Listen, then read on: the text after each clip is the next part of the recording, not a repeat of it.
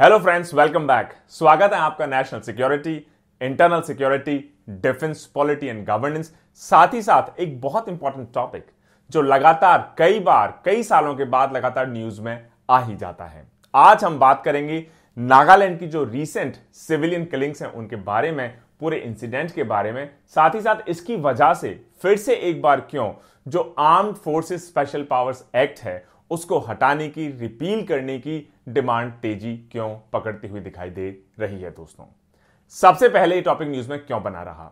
हाल ही में जो alleged mistaken identity की वजह से हमारे सिक्योरिटी फोर्सेस के हाथों कई सिविलियंस की डेथ हुई नागालैंड में, उसको लेके फिर से जो पूरी डिबेट है कि ये जो लॉ है armed forces special power act, जिसको शॉर्ट में एप्सपा भी कहा जाता है, ये लॉ जो हमारी सिक्योरिटी फोर्सेस हैं, डिफेंस फोर्सेस हैं, आर्म्ड फोर्सेस हैं, इनको बहुत सारी डिस्क्रेशनरी पावर्स दे देता है सिविलियन पॉपुलेशन के ऊपर। क्यों ना इस पूरे एक्ट को जो 1958 में पहली बार एक्चुअली इनेक्ट हुआ, इसको हटा लिया जाए, इसकी पावर्स को कम कर दिया जाए, या एक्चुअली इसको प्रॉपर्ली रेगुलेट किया जाए। ये जो किलिंग्स हुई, शूटिंग्स हुई, ये हुई ओटिंग विलेज ऑफ नागालैंड, और उसके बाद वहां के चीफ मिनिस्टर नागालैंड के एक्चुअली उन्होंने सेंटर से लगातार रिक्वेस्ट की कि एक्चुअली एस्फा को नागालैंड से अब हटा दिया जाए, क्योंकि जब भी ऐसी किलिंग्स होती हैं सिविलियंस की, और ऐसा नहीं कि सिक्योरिटी फोर्सेस जानबूझ के इन किलिंग्स में इन्वॉल्व होती हैं, लेकिन कॉम्प्लेक्स सिक्योरिटी सिचुएशन कई बार इवॉल्व हो जाती है, कई बार आइडेंटिटीज भी ठीक से आइडेंटिफाई नहीं हो पाती हैं, और मिस्टेकन आइडेंटिटी की वजह से, या हो सकता है क्रॉस फायर में सिविलियंस की भी कैजुअलिटी हो जाए। इसको लेके मेघालय के जो चीफ मिनिस्टर हैं कोनार्ड संगमा, उन्होंने भी सेंटर से डिमांड की है कि वो भी एप्सपा को नागालैंड की शूटिंग्स के बाद पूरे नॉर्थ ईस्ट से लगातार तुरंत विड्रॉ कर लें। क्या है एप्सपा? क्या इसके प्रोविजंस हैं? किस हिस्टोरिकल बैकग्राउंड में इसको लाया गया? क्या इसमें सुप्रीम कोर्ट की रूलिंग रही? और क्या वे फॉरवर्ड हो सकता है? इन सभी की आपसे आज हम चर्चा करेंगे। क्या है एप्सपा? एप्सपा एक ऐसा स्पेशल एक्ट है जो हमारी आर्म फोर्सेस है उनको बहुत सारी स्पेशल पावर्स देता है, ताकि जो हमारी आर्म फोर्सेस हैं वो एक्चुअली डिस्टर्ब्ड एरियाज जिनको कहा जाता है उनको प्रॉपर्ली कंट्रोल करें, लॉ एंड ऑर्डर वहां पे स्टैब्लिश करें, और जो एंटी इंसर्जेंसी ऑपरेंट्स हैं या टेररिस्ट हैं या मिलिटेंट्स हैं उनको न्यूट्रलाइज करने में ये लॉ हमारी आर्म फोर्सेस की मदद करता है। ये जो डिस्टर्ब्ड एरियाज का टैग है इसको डेजिग्नेट किया जाता है गवर्नमेंट द्वारा। जब गवर्नमेंट के ओपिनियन में कोई ऐसा एरिया हो, रीजन हो, जहां पे किसी तरह का डिस्टर्बेंस या डेंजरस कंडीशन इवॉल्व हो जाए, और जो सिविलियन एडमिनिस्ट्रेशन है, सिविलियन पॉपुलेशन है, उसकी मदद के लिए आर्म फोर्सेस का वहां पर जाना और उनको असिस्ट करना, ताकि लॉ एंड ऑर्डर को मेंटेन किया जा सके, एडमिनिस्ट्रेशन को कैरी आउट किया जा सके, और ऐसे एंटी इंटरजेंस को बेसिकली टैकल किया जा सके, उसके लिए एस्पा आर्म फोर्सेस को बहुत सारी पावर्स देती है। इसके प्रोविजंस के अंडर जो आर्म्ड फोर्सेस हैं उनको एम्पावर हैं कि एक्चुअली वो चाहें तो दे कैन ओपन फायर, मतलब वो गोली बेसिकली चला सकते हैं, या बिना वारंट के सर्च एंड सीजर में एंटर कर सकते हैं। इसके अलावा ऐसे किसी भी इंडिविजुअल को या ग्रुप ऑफ इंडिविजुअल्स को अरेस्ट कर सकते हैं जिन्होंने कॉग्निजेबल ऑफेंस कमिट किया हो। ये सारी चीजें आर्म्ड फोर्सेस कर सकती हैं इस पर्टिकुलर एक्ट की इम्यूनिटी की वजह से, और ऐसा करने में अगर कोई गलती भी हो जाए तो आर्म्ड फोर्सेस या उनके पर्सनल या उनकी रैंक्स को आप प्रोसिक्यूट नहीं कर सकते जब तक कि सेंटर एक्सप्लिसिट परमिशन उसकी ना दे दे। किन किन एरियाज में एप्सपा आज की तारीख में हमारे कंट्री में लागू है? कोई गैस करेगा आप में से? एप्सपा को किसी भी एरिया में पूरे कंट्री में इंप्लीमेंट किया जा सकता है, उसको एनफोर्स किया जा सकता है। उसके लिए उस एरिया को पहले डिस्टर्ब्ड एरिया के रूप में कैटेगराइज करना होगा, और किसके पास ये पावर है किसी भी एरिया को डिस्टर्ब्ड एरिया के रूप में कैटेगराइज करना? ये पहले 1972 से पहले ये पावर हुआ करती थी स्टेट गवर्नमेंट्स के पास, लेकिन 1972 के बाद इसमें अमेंडमेंट हुआ, और अब सिर्फ सेंट्रल गवर्नमेंट ही 1972 के बाद किसी भी एरिया को डिस्टर्ब्ड एरिया डिक्लेयर कर सकती है, और डिस्टर्ब्ड एरिया डिक्लेयर करने के बाद वहां पर एप्सपा के प्रोविजंस को एक्सटेंड कर सकती है। जो सेक्शन 3 है एप्सपा का, यह कहते हैं कि किसी भी एरिया को एक्चुअली डिस्टर्ब्ड एरिया डिक्लेयर किया जा सकता है, या तो वो गवर्नर की ओपिनियन में, खासतौर से जैसे areas like Jammu and Kashmir, उनकी नजर में या फिर सेंट्रल गवर्नमेंट की नजर में आर्म्ड फोर्सेस का वहां पर जाना और जो सिविल पावर है उसको असिस्ट करना या उनका एड करना नेसेसरी हो जाता है। आज की तारीख में एस्पा कई सारे स्टेट्स और यूटीज में एप्लीकेबल है, जैसे ये इन्फोर्स है जम्मू एंड कश्मीर में, नागालैंड में, आसाम में, मणिपुर में और इंफाल में भी कुछ कॉन्स्टिट्यूएंसीज को छोड़कर, और कुछ पार्ट ऑफ अरुणाचल प्रदेश में भी। मतलब major part of north east, उसके साथ जम्मू एंड कश्मीर में आज भी एस्पा इन फोर्स है। इस लॉ को क्या एक बार लागू करने के बाद आप रिपील भी कर सकते हैं? बिल्कुल, ऐसा कई बार हो चुका है जहां भी सेंट्रल गवर्नमेंट को लगता है कि एक्चुअली इंसर्जेंसीज या मिलिटेंट एक्टिविटीज या एंटी नेशनल एक्टिविटीज अब कम हो गई हैं, खत्म हो गई हैं, सबसाइड हो गई हैं, और गवर्नमेंट को कॉन्फिडेंस आ जाता है कि एक्चुअली अब वहां पर regular police law and order administration control कर सकती है, मैनेज कर सकती है। ऐसे एरिया से सेंटर एस्पा को एक नोटिफिकेशन के थ्रू हटा सकता है, रिपील कर सकता है। कौन कौन से वो इंस्टेंसेस रहे हैं जहां पर गवर्नमेंट ने ऐसा किया है? जैसे 2015 का एग्जांपल ले लें तो एस्पा को रिपील किया गया त्रिपुरा से। 2018 को सेंटर ने मेघालय से भी एस्पा की लिस्ट से हटा दिया, और उसके बाद अरुणाचल प्रदेश में भी हाल ही में इसका जो स्कोप है, किस एरिया में एप्लीकेबल है, क्या इसकी पावर्स हैं, काफी रेस्ट्रिक्ट कर दिया गया है सेंट्रल गवर्नमेंट द्वारा अरुणाचल प्रदेश के केस में भी। क्या इसका हिस्टोरिकल बैकग्राउंड रहा है, कब इसको इनेक्ट किया गया, क्या उस टाइम की सिचुएशन रही होगी, क्या बेसिकली आर्गुमेंट्स रहे होंगे?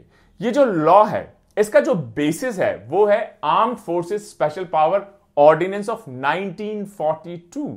मतलब इंडिपेंडेंस से पहले, आजादी से पहले ब्रिटिशर्स द्वारा एक ऑर्डिनेंस लाया गया ताकि आर्मी को स्पेशल पावर्स मिल सके, खासतौर से उस वक्त जो क्विट इंडिया मूवमेंट चल रहा था उसको सप्रेस करने में। इसी की तर्ज पे जो इंडियन पार्लियामेंट है इंडिपेंडेंट के बाद सितंबर 11, 1958 को एक्चुअली एस्पा को पहली बार इंप्लीमेंट किया गया नॉर्थ ईस्ट में, और नॉर्थ ईस्ट के बाद फिर पंजाब में।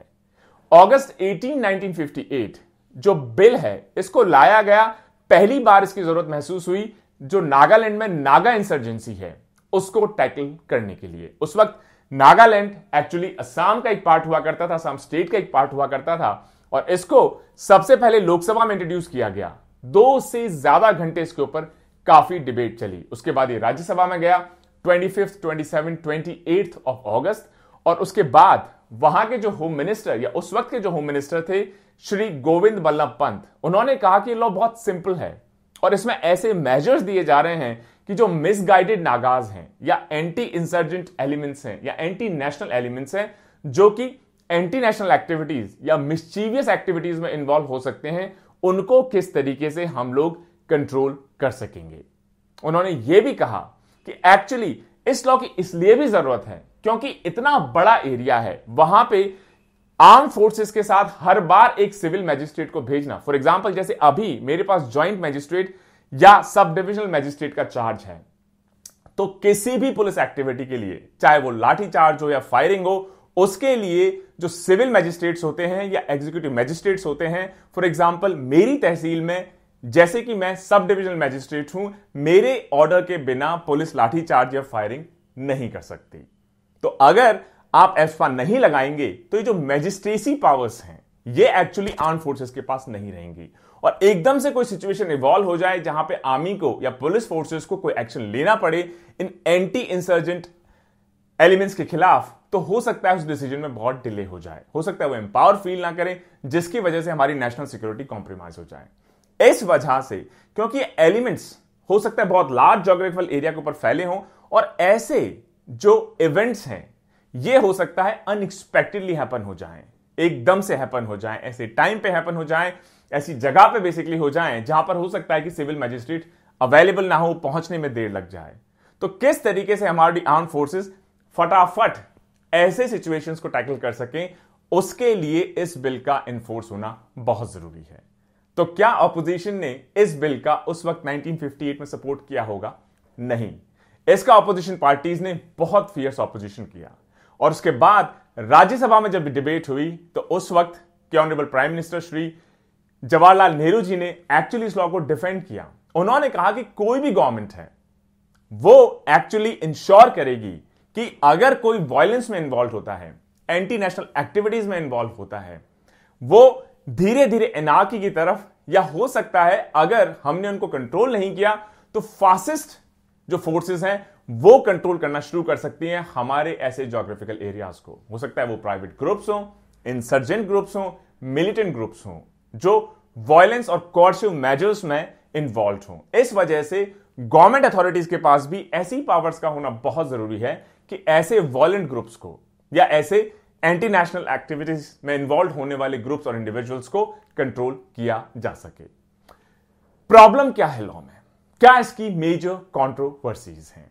जो एप्सपा है इसको कई बार एक ड्रकोनियन एक्ट भी कहा गया है, क्योंकि क्रिटिक्स के हिसाब से इसमें अनलिमिटेड, अनब्रिडल्ड, अनकंट्रोल्ड पावर्स मिलती हैं आर्म्ड फोर्सेस को, और साथ ही साथ उनको इम्यूनिटी भी मिल जाती है कि अगर उनसे कोई गलती हो जाए तो अगर जब तक central government in writing permission नहीं देती उनके प्रोसिक्यूशन की, ना ही तो उनके खिलाफ कोई प्रोसिक्यूशन किया जाता है, ना ही कोई कोर्ट उनके खिलाफ कोई कार्रवाई कर सकता है, ना ही वहां की लोकल पुलिस उनके खिलाफ कोई एक्शन ले सकती है।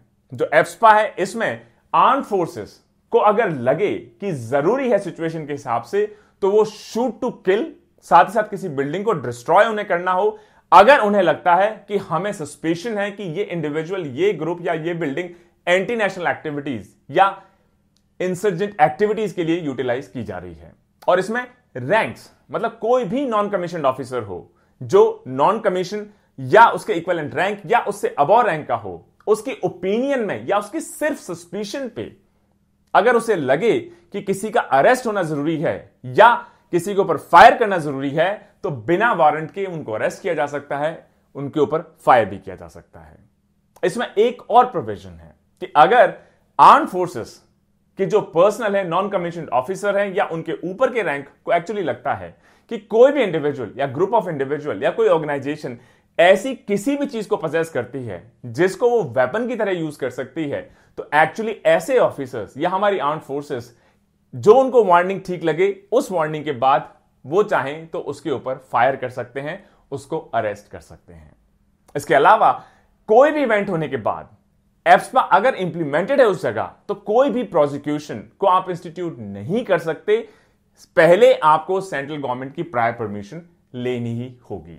साथ ही साथ उस इंसिडेंट के बारे में सेंट्रल गवर्नमेंट के परमिशन के बिना आगे कोई कार्रवाई नहीं की जा सकती। क्या इस कंट्रोवर्सी से पहले भी इस लॉ को लेके आवाज उठती रही है कई बार? इनफैक्ट जो जीवन रेड्डी कमेटी है 2004 में, उनकी बड़ी फेमस फाइंडिंग है। उन्होंने तो यहां तक कहा 2004 में कि ये जो लॉ है एप्सपा अब ऑब्सलीट हो गया है। ये 1958 में नॉर्थ ईस्ट में, खासतौर से नागालैंड में जो इंसर्जेंसी उस वक्त थी या एंटी नेशनल एक्टिविटीज उस वक्त देखी गई थी, उनको कंट्रोल करने, सप्रेस करने के लिए इसको लाया गया था। अब इंडिपेंडेंस के बाद रफली 50 साल हो गए हैं। अब इस लॉ को पूरे कंट्री से पूरी तरह खत्म कर दिया जाए, रिपील कर दिया जाए। जीवन रेड्डी कमेटी के हिसाब से ये जो एक्ट है एक सिंबल है हेट का, ऑपरेशन का और एस्टैब्लिशमेंट के हाई हेडेडनेस का। एप्सपा को लोगों ने कैसे परसीव किया है? क्या लोगों ने इसको सपोर्ट किया, इसको अपोज किया? कौन से वो फेमस इंसिडेंट्स रहे? एक फेमस इंसिडेंट, एक आपने नाम भी बहुत सुना होगा, आयरोम शर्मिला, जिनको आयरन लेडी ऑफ मणिपुर भी कहा जाता है। बहुत बड़ी फिगर रही, बहुत फेमस उनका केस रहा। उन्होंने 16 इयर्स तक, 16 साल तक एप्सपा के खिलाफ हंगर स्ट्राइक लगातार अपनी जारी रखी। नवंबर 2000 में जब आयरोम शर्मिला सिर्फ 28 इयर्स की थी, तो उनकी नॉलेज में 10 सिविलियंस की बेसिकली डेथ हुई by the 8th Assam rifles और मालो मका लेकाई विलेज के पास, इंफाल के तिलुपुल एयरपोर्ट के पास। और ये जो इनफेमस इंसिडेंट रहा, जिसको मालो मैसेकर भी कहा जाता है, इसके बाद से ही आयरोम शर्मिला ने 3 दिन बाद ही अपना फास्ट शुरू कर दिया। पहले उन्होंने सिर्फ फास्ट किया, अटेम्प्ट टू सुसाइड करने की कोशिश की, उनको अरेस्ट किया गया और उसके रिएक्शन में उन्होंने फिर अगले 16 साल तक लगातार इस फास्ट को as a protest against AFSPA carry on रखा। इन 16 साल में कई बार उनको फोर्स फीड किया गया ताकि कहीं उनके साथ कोई अनहोनी ना हो जाए। कई बार मीडिया में भी लगातार वो न्यूज में इस चीज को लेके बनी रही और फाइनली एस्पा को विड्रॉ किया गया इंफाल म्युनिसिपल एरिया से 2004। उसके बाद कई सिविल सोसाइटी कैंपेन्स, एनजीओ ने लगातार ये जो हंगर स्ट्राइक रही आयरन शर्मिला, इसको कई तरीके से सपोर्ट करना शुरू कर दिया। अगले कई सालों में मणिपुर ने कई सारी प्रोटेस्ट को विटनेस किया और उन्होंने कहा कि जो हमारी आर्म फोर्सेस हैं एस्पा की आड़ में कई बार एक्स्ट्रा जुडिशियल किलिंग्स को भी अंजाम देती रही हैं। और क्योंकि ये लॉ उनको ब्लैंकेट इम्यूनिटी देता है, उनके खिलाफ कोई कार्रवाई नहीं हो सकती है, तो उनकी अकाउंटेबिलिटी फिक्स नहीं कर पाई जा रही है। इस वजह से आर्म फोर्सेस के मन में किसी तरह का डर ना हो सकता है कई बार वो किसी के ऊपर फायर करने से पहले, अरेस्ट करने से पहले बहुत ज्यादा ड्यू डिलिजेंस भी ना करते हों। ये सेम एलिगेशन अभी जो नागालैंड में इंसिडेंट हुआ है उसमें भी लगातार लगाए जा रहे हैं। वहीं आर्म फोर्सेस का भी कहना है कि एक्चुअली इतने टफ टेरेन में, ज्योग्राफिकली डिफिकल्ट एरियाज में, जियोपॉलिटिकली डिफिकल्ट एरियाज में ऐसे ग्रुप्स के अगेंस्ट उनको वर्क करना पड़ता है जिनके पास चाहे फंडिंग हो, रिसोर्सेज हो, वेपन्स हो, ऑर्गेनाइज्ड क्राइम हो, ये बहुत लार्ज स्केल पे बहुत स्ट्रेंथ में मौजूद होता है। तो ऐसे ग्रुप्स को, इंडिविजुअल्स को, एरियाज को टैकल करने के लिए, उनसे रोबस्ट तरीके से लड़ने के लिए आर्म फोर्सेस को ऐसे पावर्स, ऐसे प्रोटेक्शन की बेहद जरूरत है। कई सारे जब वाइड स्प्रेड प्रोटेस्ट हुए मणिपुर में और रेस्ट ऑफ द इंडिया में, तो फाइनली एक्चुअली एस्पा को रिपील किया गया मणिपुर से। अब ये तो रहा प्रोटेस्ट कुछ इंडिविजुअल्स का, ये तो रहा प्रोटेस्ट कुछ सिविल सर्विसेज ग्रुप्स का, ये तो रहा प्रोटेस्ट कुछ सिविल ऑर्गेनाइजेशंस का। क्या कोर्ट्स ने इस पे कभी कोई व्यू लिया है? सुप्रीम कोर्ट का 2016 का बहुत फेमस जजमेंट है जिसमें सुप्रीम कोर्ट ने कहा कि एक्चुअली ये बड़ी शर्म की बात है कि एस्पा आज भी रफली 70 साल बाद इंडिपेंडेंस के हमको कैरी ऑन करना पड़ रहा है। और सुप्रीम कोर्ट के जजमेंट ने यह भी क्लैरिफाई किया कि ये जो सोच है, नोशन है, या ये मिथ है, गलत फहमी है कि एस्पा सिक्योरिटी फोर्सेस को एकदम ब्लैंकेट इम्यूनिटी देता है, टोटल फ्री हैंड देता है, ये गलत है, ये फ्लॉड है। और ये जजमेंट दिया सुप्रीम कोर्ट ने, एक पिटीशन फाइल की गई जिसका नाम है extra judicial execution victims family association या EEVFAM। और ऐसे लोग इस पिटीशन के अंडर आए जिनके रिलेटिव्स हो सकता है, जान पहचान के लोग हो सकते हैं मणिपुर में, जिनको सिक्योरिटी फोर्सेस के ऑपरेशंस में हो सकता है डेथ का सामना करना पड़ा हो। और जब सुप्रीम कोर्ट ने 2016 का लैंडमार्क जजमेंट सुनाया तो उन्होंने भी यह कहा कि एस्पा का मतलब ब्लैंकेट इम्यूनिटी नहीं है। आज भी हमें कई सारे एरियाज में एस्पा को लागू किया जा रहा है। इसका मतलब है कि हमारी जो सिविल एडमिनिस्ट्रेशन है, हमारी जो आर्म फोर्सेस हैं, हो सकता है उन एरियाज में कंप्लीटली फेलियर के तौर पे देखी जा रही हो। इसका मतलब सुप्रीम कोर्ट का कहना है कि हमें इतने साल, इतने डिकेड्स हो गए इंडिपेंडेंट हुए, अब तक अगर हम वहां proper administration, policing, civil administration control establish नहीं कर पाए हैं तो ये सेंटर के लिए, स्टेट के लिए, इंडिया के लिए एज ए कंट्री, एक डेमोक्रेसी एक अच्छी बात नहीं है। और इस 2016 के लैंडमार्क जजमेंट के साथ ही सुप्रीम कोर्ट ने यह भी कहा कि पिछले 20 साल में मणिपुर में जो 1500 से भी ज्यादा, मोर देन 1500 केसेस हैं एलिजिड फेक एनकाउंटर्स के, उनको भी इन्वेस्टिगेट किया जाए। क्योंकि जो ये फोरम रही, पिटीशन रही EEVFAM, इन्होंने एलिज किया कि 1970 से लेके 2000 तक 1528 से भी ज्यादा फेक एनकाउंटर्स हुए मणिपुर में in the hands of our armed forces. और इनका एलिगेशन था कि एस्पा की वजह से वो जो ऑफिसर्स या जो यूनिट्स या जो आर्म्ड फोर्सेस पर्सनल या मणिपुरी कमांडोज इन किलिंग्स में इन्वॉल्व हैं, उनके खिलाफ आज तक कोई कार्रवाई नहीं हो पाई। तो दोस्तों, बड़ा सा कंटेंशियस इशू है। एक तरफ तो नेशनल सिक्योरिटी है, क्योंकि ऐसे ऐसे एरियाज हैं, जम्मू एंड कश्मीर आप देख लीजिए, आप नागालैंड देख लीजिए, अरुणाचल देख लीजिए, आप नॉर्थ ईस्ट के और बहुत सारे एरियाज देख लीजिए, या हो सकता है आने वाले टाइम में और भी ऐसे एरियाज इवॉल्व हो सकते हैं जिनको डिस्टर्ब्ड एरियाज की कैटेगरी में रखना पड़ जाए।